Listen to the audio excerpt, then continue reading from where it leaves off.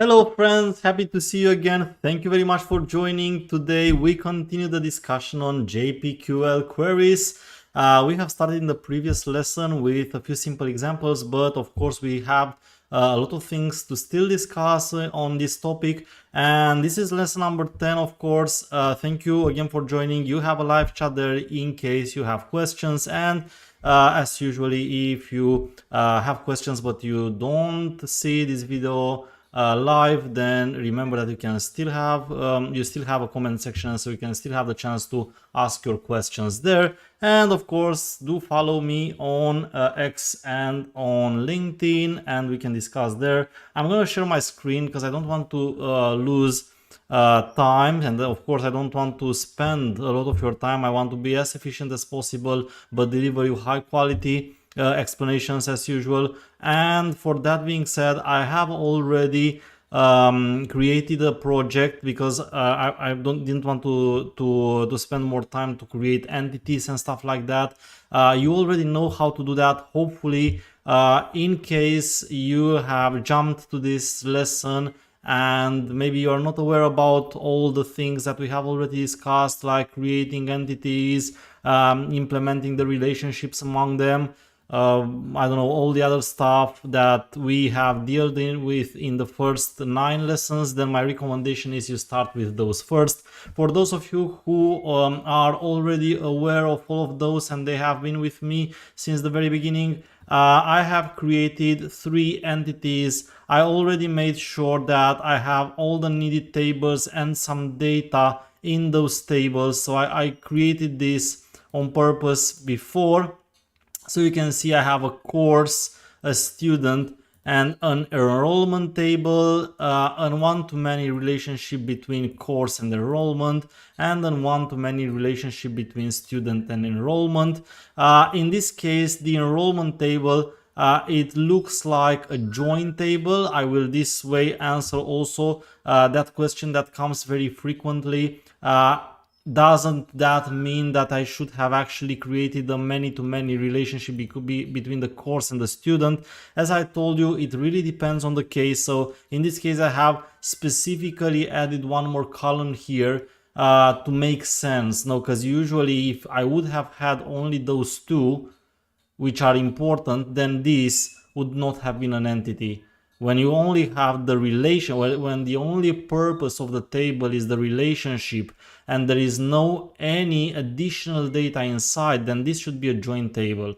But in my case, I have additional data. Now, normally in larger apps, there is more than one column, of course. Usually there is more than one column, but just to clarify the thing. So I have 3 entities here and 2 one-to-many relationships between them. So students, courses, and enrollment. And what we're going to discuss today, why I have created all this data up front, is because I want to discuss joins and inner queries. So things that are a little bit more complex than writing the simple queries that we have learned to write in the previous lesson. What should I start with? Let's start with a simple inner join. No, I will write a query. Actually, it's not really an SQL. No, it's a JPQL. So let's put it like this, just to avoid creating any confusion. And I'm gonna use text blocks because I really love using text blocks. Starting with when they were introduced a few versions ago. It makes things so much clearer when we write queries or HTML or XML or JSON or any kind of stuff like that, where you have to write a string but it has to be formatted in a specific way. So I really love this feature that came in Java not very long time ago. So I can say, yeah, I want to select, maybe it's best I show you. So I have the student and the one-to-many relationship with enrollments, and I have the course, which has a one-to-many relationship with enrollments, and of course I have the enrollment entity. You can see here that I have created bidirectional relationships. Now remember that that's not a must, so you can choose to use a one-directional relationship depending on how you want to write the queries. I didn't know exactly how I wanted to write the queries now, because it depends on what my imagination produces at the moment when I explain. So I created from the very beginning a bidirectional, so I have all the possibilities. But normally if I would have worked on a real application, then I would have chosen only the relationship that I really need. So I try not to complicate things unnecessarily. Remember that we discussed already when we talked about relationships, so you can go back if you need a refresher on that. Just for you to know, the reason why I chose a bidirectional relationship is for me now to give me all the possible solutions, so I don't have to like work on the entities anymore, hopefully, and I will be able to allow you focus on the queries I write. So I do select something from, let's say I want to select students, and I will refer to the, of course, student has only one kind of relationship, the one with enrollments. So what happens if I want to get all the students enrolled? So in that case, I do need to have somehow a join between the two tables based on the relationship created. So student, sorry, and then I do select the students, okay, and I can say I want to join, I want to inner join this with the relationship the student has with the enrollments, and of course I can select if I want also the enrollment. Let's say I want to select the enrollment as well, so I can do something like that, and now I can run this query to get all the students having enrollments and their enrollments. So the only thing I need to do is now to write a type query, and that's the same as we've previously done in the previous lesson. So of an object array, I will show you a best approach on how to use that, because object array is not my favorite. I don't use it at all actually in real world apps, but I want to now focus on the JPQL, and then I will tell you how I would actually improve what I'm writing here. So I create a query, and then of course I need the entity manager for that. The template that we've been using from the beginning of the course, so nothing special, just an entity manager based on my database, and I open and close a transaction here. Is the same that we've worked on in the previous 10 lessons, previous 9 lessons actually. So nothing special. So I'm creating the query based on the string above, and because I chose to use a typed query, I need to provide the type, and then of course I can just get the result. I know I will have more than one result, so I will choose to use the get result list. Remember last time we also discussed on the fact that you can use the get single result, which you use if you know you have one result or no result. And remember that get single result throws an exception in case you have no result. So the way you work with it is always having a try catch when you want to treat a case where there is no result.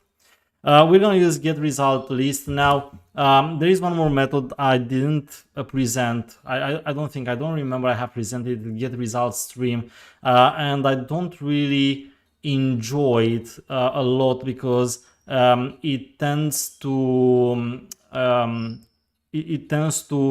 at least for beginners with JPQL and with Hibernate and JPA in general, to give you the too much flexibility. I've seen juniors like doing get result stream and then using the filter method, and that's something you should avoid. Always when you want to do any kind of logic, do as much as possible in the query, so you don't just run the query, get the results, and then filter them in the stream. Okay, that's an anti-pattern, so don't use that. So that's why I preferably don't use the get result stream, because it's a very good, let's say, temptation to make mistakes. Okay, now anyway, the only thing I want to do now is of course parse the result. So I'm just gonna use the for each here, and I'm gonna see what's in the result list that I have ran.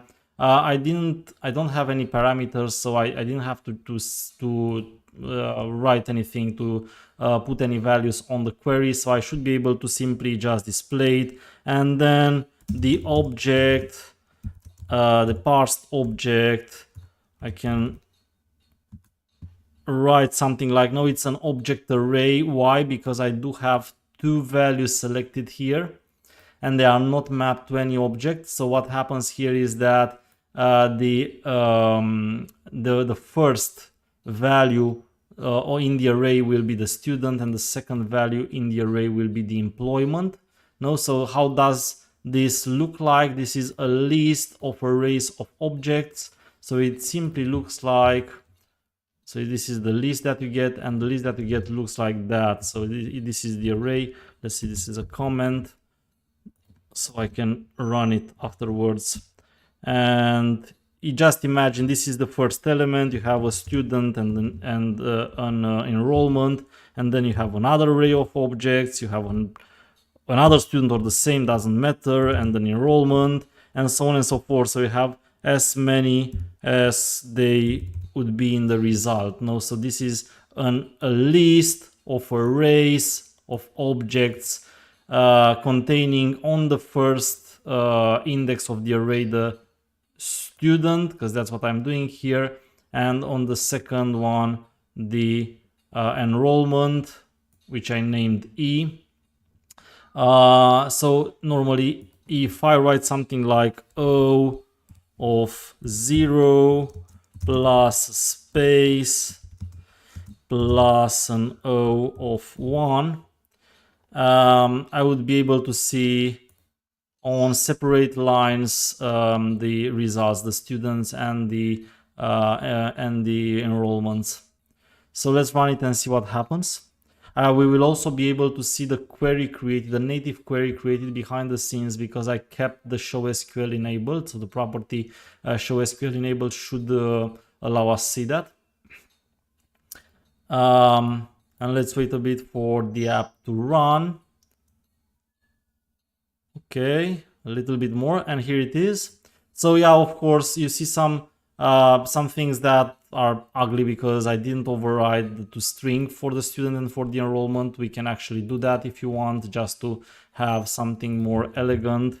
So let's say toString and then the enrollment. And let's put it for the course as well, because maybe we're gonna just write one of the next queries where we will also use that. And then what you can see here is the queries that have been run. So you can see actually that in this case, an initial query has been run, which uses a join between the student and the enrollment, which is basically what we expected.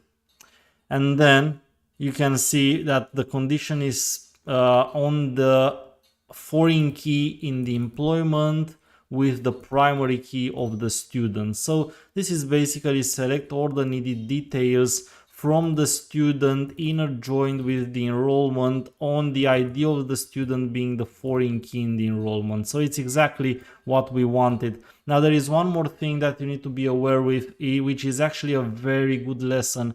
Take a close look. How many queries have we generated in this case? So we generated 4 queries, one of them being the initial one, and 3 more which are related to somehow to our query in main, so to this one.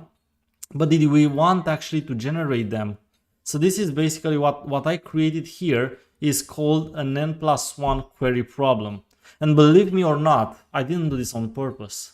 So that's because usually I don't do on purpose n+1 queries. This is usually a problem that you want to avoid. And the thing is that you might be very experienced with JPA. I don't say I am. I don't use it on a daily basis, okay? So I'm not the guru of them all in JPA, but I have used it quite a lot. I have used it extensively in the past many years. And I still don't know sometimes when behind the scenes which will be exactly the queries that are generated. And that is why I always do myself that, and I always recommend to my teams, and I always recommend to all my students, please do either at least once enable the queries when you finish your implementation and make sure that they are exactly the queries you expect to happen there, or use a profiler. I will not go into more details about this problem now because it wasn't part of what I wanted to say in this lesson, and I really want to focus also on what I wanted to say, but I already have a video or two or even more out there on this channel about n+1 query problems and how to solve them. And remember, this can happen, and even if you have an extensive experience with JPA, you might not foresee them. Like, for example, now I'm honest with you, I didn't foresee that I will create an n+1 query problem. Why is this happening? Because of course I don't want you to like leave you in complete fog. So you can clearly see that the selects are related to the course here. So what happens here is that when you select the enrollment itself fetches the course. So you see, being a simple object, by default, the fetch is eager, meaning that when you select the enrollment, it will automatically fetch also the course. And to fetch the course, it will not do that by default in the same query unless you explicitly write a fetch, which I will discuss in a separate lesson.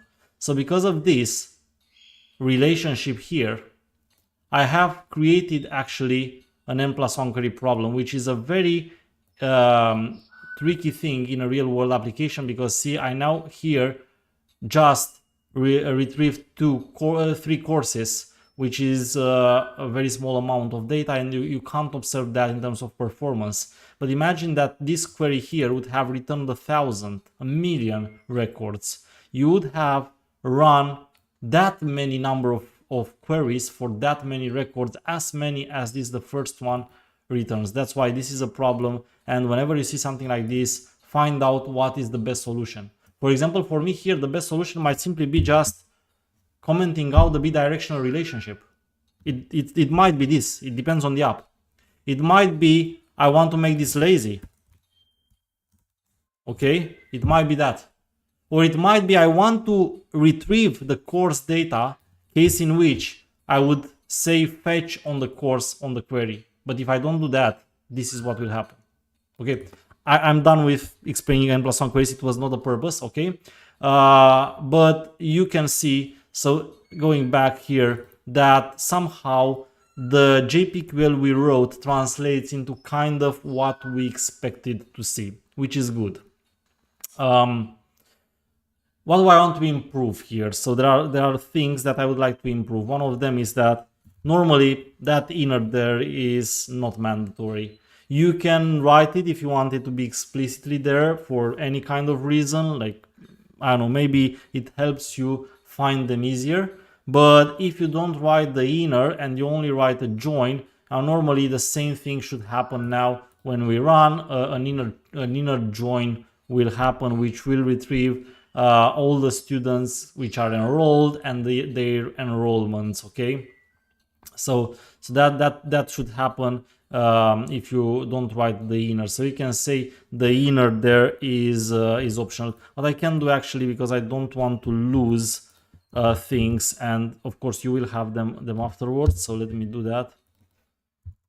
Okay, and this is another problem that happens often. I'm so happy that I'm dealing with problems here, because I have the chance to explain them to you, even if I didn't plan them from the beginning of the lesson. Okay, so this join does the same thing. The problem that you see here is not related to the join, it's related to the fact that I have added the toString annotations. So remember, when I generated the toString, I simply was lazy and I generated them with the IDE. But the IDE doesn't know a thing, an important thing, the one that I'm using this as entities, And if you do something like that, when you have bidirectional relationships, you will end up with a Stack Overflow. This is a Stack Overflow I have here. If I go somewhere up above, I should see it's a Stack Overflow. Okay, here it is. And unlike the forum Stack Overflow that we all love because we find a lot of solutions there, a Stack Overflow error, it's something we don't want in our code. So we will do the following. We will remove from any of the entities anything about their relationship. See, so I don't have, when it's printed out, otherwise it would go from student to enrollment, from enrollment to the same student, from student to enrollment, and from the enrollment to the student, and so on and so forth, until it crashes completely, because it will completely fill the stack with an infinite number of calls on the method. Okay, so that was the problem. Keep that in mind. This is also the reason I recommend people using Lombok with entities, to avoid either the data annotation or the string annotation, and to define this themselves. And also honestly, be careful with bidirectional relationships in general, because as I already taught you, they are adding complexity that you might not necessarily need. So remember, from me, this is a good practice. Only keep in your code the simplicity that you need. Never add stuff that you don't need. Never add stuff you don't understand just because you maybe found it somewhere, or because Stack Overflow or ChatGPT or whoever tells you that that's the solution is the solution. Always think about it. Find that simplest implementation that you need, and try to understand what you are doing there. So that's it. So you can see it, and as I told you, so it's the same thing. So I started with using the inner just because you might find it in code, and I don't want you to be like, I don't know, not understand what's going on in there just because you didn't see it up to now. But just remember, using or not inner is on your choice. Usually writing a simple join is enough. Now, I can even rewrite this without using the join word at all. So I can write something like student s, comma, enrollment e, where s id is e student ID. So something like this. Either that, or you can even write even simpler, where student is the student in the employment. So both this would work. Now, normally I do prefer to refer directly to IDs, because it makes things more clear in terms of when you see this. You know, it refers to the primary keys. But remember that without the ID, so like that, it should work as well if you see it. Okay, so there are multiple ways in which you can write the same thing. So you can test this. So you can just run, and let's see what happens here. So it's Alice, Bob, Charlie, and now it should kind of show the same thing when we run it again.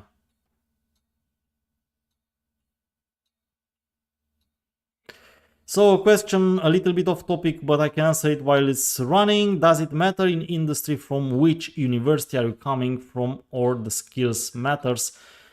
To be honest with you, I don't think so. However, remember that the little bit of things that guys who run, or folks who run in their bachelor degree in a technical university will have the chance to, in those 3, 4, 5 years, to get some things that you might not have if you didn't go through a technical bachelor degree. So they might have an advantage from that point of view, but that doesn't mean that if you didn't go at a technical university, you cannot be a programmer. As long as you want it, and as long as you invest the time to learn it, you can do that. Okay.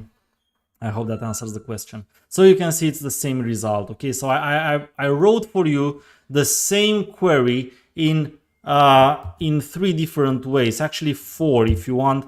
You can even put this one and say, hey, this is the 4th way writing an inner query. And funny thing, we should actually even look at the result and see that this is the same query.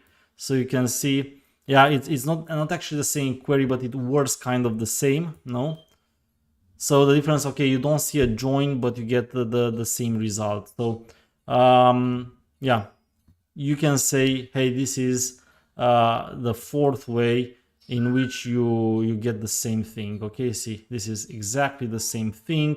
The query doesn't use the join, but it's the same result in the end, if you want. Guys, I do rely on the fact that you know a little bit of SQL. I told you that from the beginning of the playlist. So in case you don't know SQL, I cannot assume that I can teach you JPA. It's very false. Whoever will ever tell you, and you might hear that using Hibernate or JPA or an ORM of any kind means you don't need to know SQL at all. I've heard that lie. That's a lie. No, it's on the opposite. You have to know very well SQL, and only then you will understand even better using an ORM. So don't make the mistake of thinking that SQL is native SQL is not needed. You start with it still, even if you what you end up writing is JPQL. You always need to know what happens behind the scenes and be ready to interpret the queries. Okay, so that's why I don't explain them, because I in my opinion, this is a prerequisite. What else can you do? Same as with native queries, you can use left query. So you can just, I could actually copy the same thing.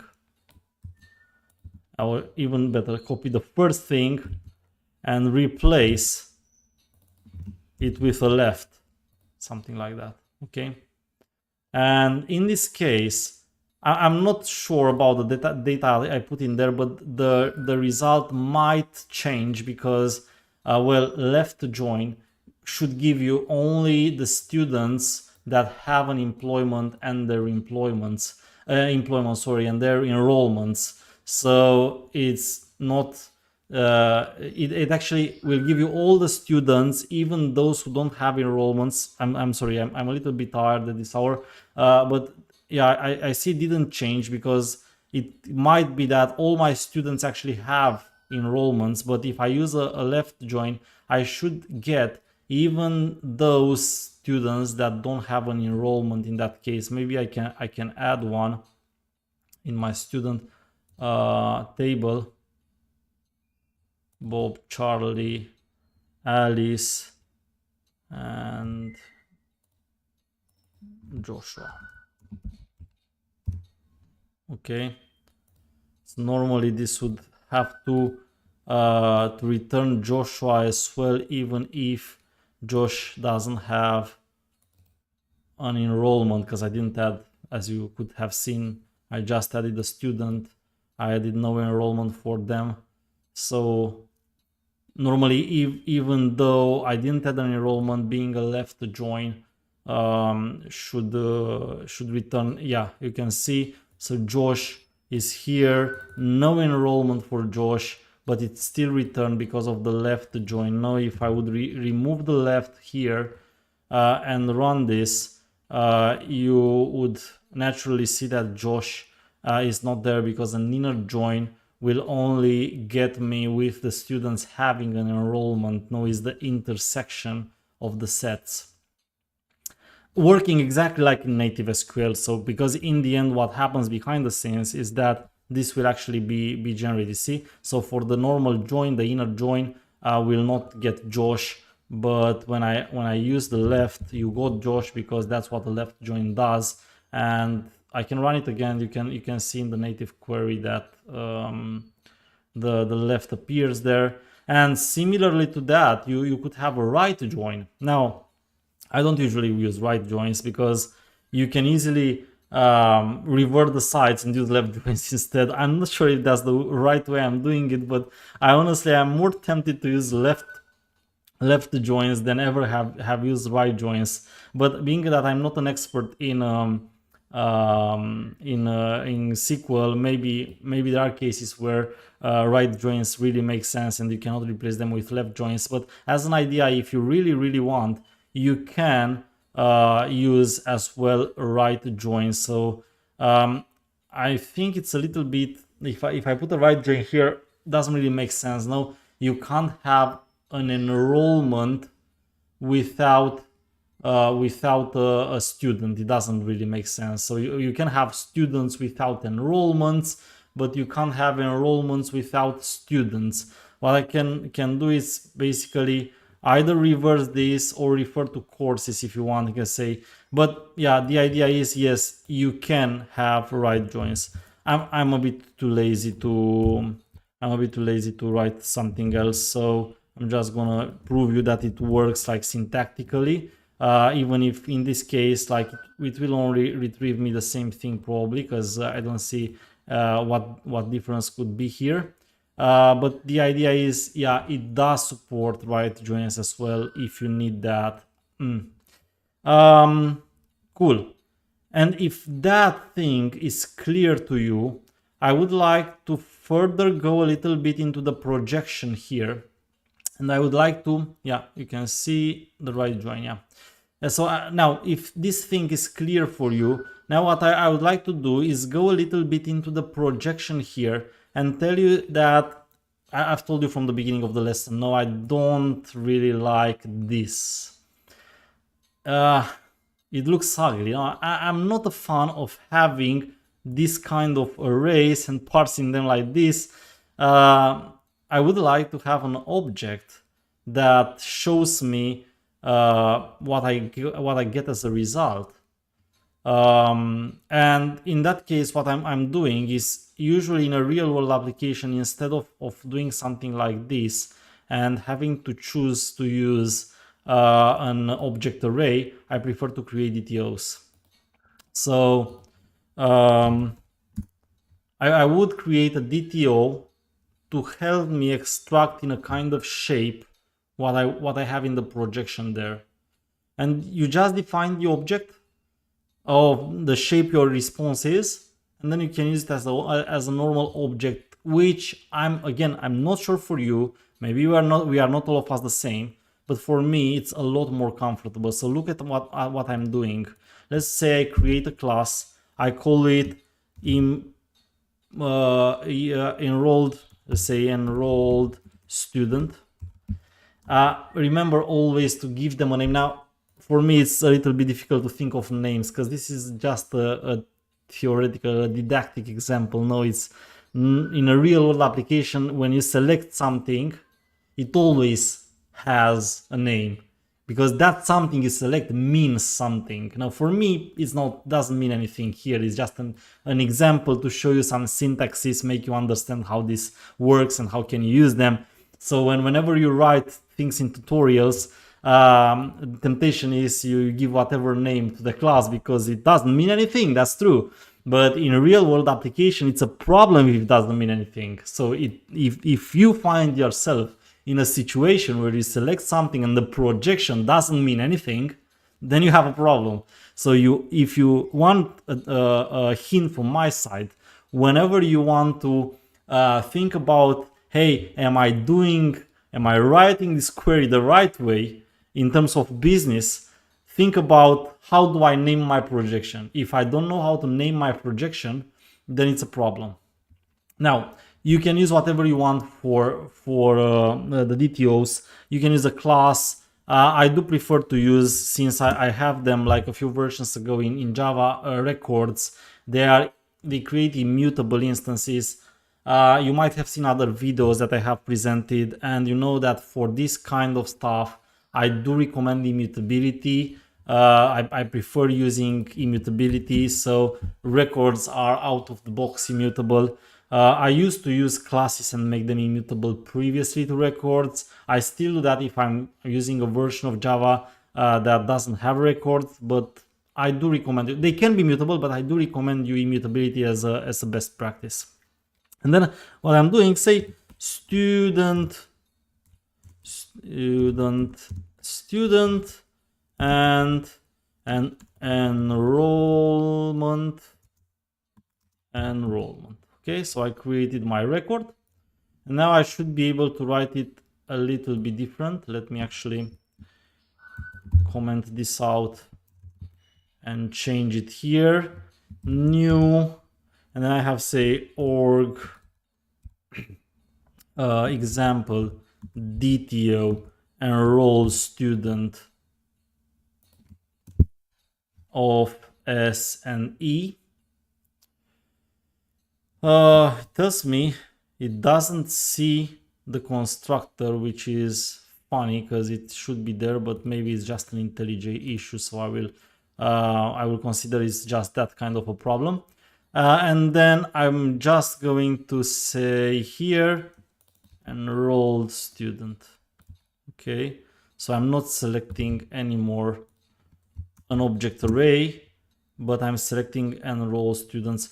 Okay, let's also do that. So let's actually copy this and comment them out, because I want them to stay here with the code for when you will see them afterwards on my GitHub account. No, enrolled student, enrolled student, and then you can say from the object, which is an enrolled student, you can get the student and you can get the enrollment. Remember, records, their getters don't have the get word in front. That's how they are automatically generated without the get word. So they are a little bit special to what we knew to be the normal encapsulation rules in terms of standards of writing the names. And while this one is compiling, I see another question maybe. Thanks also for all your appreciations. I'm very happy to see that people enjoy my videos. How projection with DTO in JPA when we write queries in native SQL, how it works. So with native queries, which I will deal with in one of the next videos, it might even be the next video, I'm not totally sure, but wait till that point. You cannot have, in that case, you cannot simply just use the same ways we do with JPQL, because remember, native queries refer to relationships and tables, while JPQL always refer to objects. So we never refer to JPQL when we use JPQL. This is not a table, this is not a table, this is not a table. Okay, they are all entities, objects, relationships of objects. So this syntax works with JPQL. It doesn't work with native query. There are ways in which you can map the result. I will show you that, but not in this specific way that I'm showing you here. Another point, but I will repeat this and I will take it more in detail in the next video when we discuss the native queries, is do avoid as much as possible native queries. I will show you, because someone asked me, like even this week, I've got a message, hey, but I have situations where I need to use a specific function, and of course JPQL only gives me average, count, min, max, sum, and some very standard ones. But what do I do if I really want to use one that exists only in my Postgres or only in my Oracle? And if that's a must, then definitely you cannot do it without a native. But I will show you different ways in which you can escape that. I will show you that you can use views, for example. I will show you there are ways in which you can still decouple your app and still work in a correct object-oriented way, even when you need native stuff. Okay, I will show you that, but in the next lesson, not now. So you see, this is only an error from IntelliJ, so don't mind about the blood you see in here. It seems it worked correctly as I expected. So you can see that indeed worked. Now I do prefer this solution. I do avoid this is just I started with for simplicity, but normally I do use DTOs, and for DTOs, remember, always the projection should have a good name, representative name, and I would recommend it to be immutable. Why do we need a return type while creating something in DB via query? What do we create anything here? We do not create anything. We just select something, and then for the method you need to specify what that something is. If you don't specify what that something is, then it will automatically be taken in Java as object, which is the parent class for all the objects. Your app would not know how to represent that data you collect from the database. So the reason you need to specify that here is because you need to tell your app how to map your data. In what shape do you want to get your data? If you don't do that, then the only chance for your app would be to put it as an object. But that's a little bit more difficult, not? If you put it as an object, then you would have more difficulties into casting, getting the details and so on. So that's why a preferred way is to have a type and specify that type when you select the data. I hope that makes sense. Yeah, that's basically on the projection side. So the same thing I would do now with different other things that I need. So any case, so I proved you how to write the joins, and hopefully you know how to do that. And we even discussed about the projections. Let's jump a little bit into different thing and discuss about inner queries, which are also a more complicated way of writing a query, a more complex way of writing a query. But I'm pretty sure you've used inner queries, and even if you didn't use inner queries yet, you might get into the situation where you at some point have to use one. So say that you want, for example, to select only the students with a specific number of enrollments. There are two places where you can use inner queries. One of them is either in the projection. I will show you that in a few minutes, or you can write it in the where clause, or in another clause, like we still have group by and having, that I will discuss in one of the next lessons. Okay, but for the moment let's keep it simple. So I left a few clauses for the moment. The order by, having, group by, I left them. I will discuss them in a next video. However, remember that you can use inner queries in either the projection or in one of the clauses, like here for example. And you can write something like where select I don't know, count from enrollments, account, so it's count of E from enrollment E, where E student ID is as ID. So something like that. Yeah, and this returns a count, returns a long, no? So you want to add a condition. Now the condition in the where clause, of course, needs to be a boolean. So you can say where count of is greater than something, doesn't matter. But I'm not now focusing again on what this does. It's just a simple query. To be honest with you, this can be written, I think, even simpler. But the point is, look at the syntax now. That's what I'm teaching you. The fact that you can have a query inside a query, and you can nest them multiple times if you need that. That depends a lot on the business logic you want to implement through your queries. But if you need at some point to write inner queries, same as you can do that with native queries, remember you can write inner queries also with JPQL. So this is an example. And of course, in this case here, so let me actually go back and comment this out again. Let me make sure that the type, I don't know what I did here. Let me make sure that the type I select is correct for the query I wrote. So in my case here, this is a student, what I'm selecting here. Okay, and then this object is a student as well. and I8 a parenthesis. But now I put it back, and when I run this, I will basically get all the students that have more than 2 enrollments. I have no idea if I have any of this student that has more than 2 enrollments.